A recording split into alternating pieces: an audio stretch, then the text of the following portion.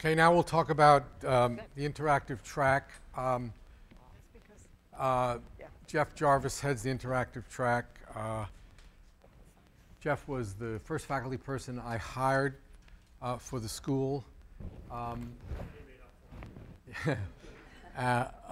because it was very, very clear that interactive was becoming very, very important for all students, whatever you want to do.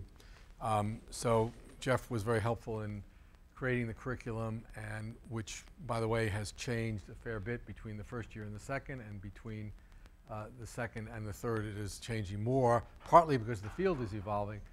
Just a few words about Jeff, and he will introduce Sandeep Junakar, who's over there, who's an associate professor, and you'll tell about Sandeep.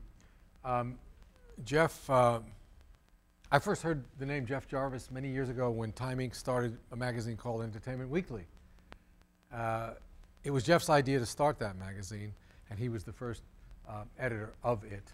He then spent many years as a TV critic for newspapers around the country, and then got into the interactive world in the very, very early days of the digital revolution, and spent some years at Condé Nast,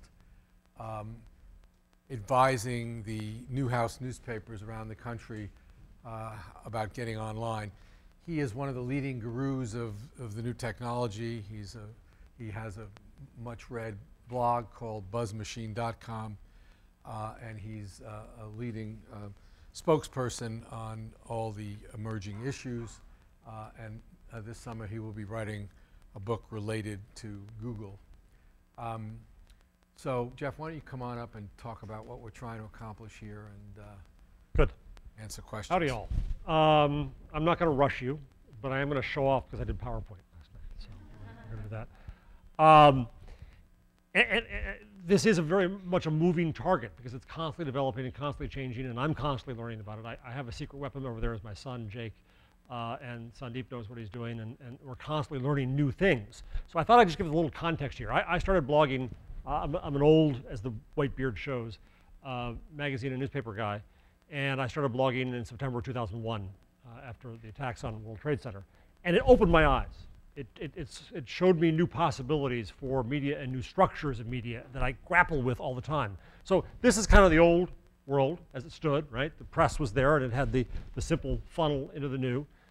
Now we have this me-sphere, this world around us, where we get news and we interact with the world of information in all kinds of ways, through the press, but through peers and through direct links to companies' sites, and through even government links, and of course search. What would we do without Google? So the structure of the media world starts to change. So I was trying to blog about this last week. I think there's kind of a new notion of the press sphere, where the press is certainly very important in this, but it includes collaborative work with observers and witnesses who can now capture news and share it directly. And how do we deal with that? What does that mean?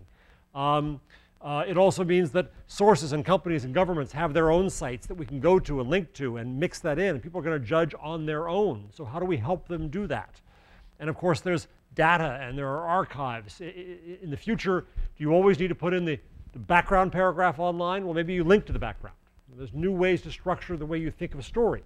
So this is the kind of stuff we want to play with. And as Steve Strasser said about narrative, you're the folks who are going to figure that out.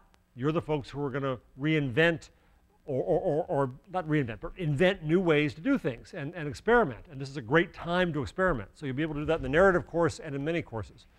So a story becomes a whole compilation of a whole bunch of stuff. And it's not one orthodox structure now, though it has, I'll say it one more time, eternal verities acting as a structure to it. But a story can be a compilation of links. A story can be a paragraph of text, and then a video as a moving picture, and then a graphic, and then text, and then links, and then something else. And it can be a new kind of narrative. So where does a story go? Well, we're going to experiment with that. Plus, finally, the process of the story changes. It really isn't any different than it ever was, because we always went out and found the people who knew what happened or knew what they were talking about, and we extract that and we put it into a package. But now the idea might come in a discussion online. There's questions and answers and interviews and reporting. And yeah, in the middle of that, there's a story, all right. but the process continues because it's online. We'll get corrections, we'll get additions, we'll get all kinds of other things. So this idea of a new process of news. I was at The Guardian in London a few weeks ago talking about their new newsroom and their new structure, because I write for them and consult for them. And they're trying to figure out their organizing principle of a newsroom as they move to a new one. And what became clear there is that the way that they thought about it was that the process ended in a product, the printed product. Well, now online, kind of the process is the product. And they're very good at doing that and trying to figure that out and understand how that world goes. And they're trying to figure out how we do news because we have more opportunities. I'll give you a little preview and a little hint. The first week that we talk in the Fundamentals of Interactive course, I will do my best to scare you to death. Because we'll talk about all the business pressures that are on journalism today, and the ones you hear about, we're going to face them right here and see exactly where we go with that structure.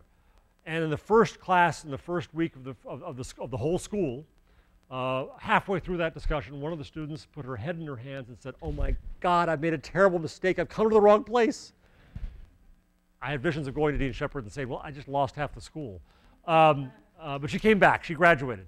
Because what we do then is talk about all the new opportunities. So you hear so much, and you're all brave to be here, to go into journalism. Well, so am I, because I want to teach journalism. I want to be involved in watching you experiment and you do new things. It is a great time to be a journalist. It is a magnificent time to be a journalist because there are all these new opportunities. There are new job descriptions, new ways to do things, new things to experiment with, new organizations to work for, new organizations of old organizations, new kinds of newsrooms. I want to just spend just a minute on this because it's about the new opportunities. There are opportunities now, for example, this is just one of many, to collaborate with the public you serve. This is the Dallas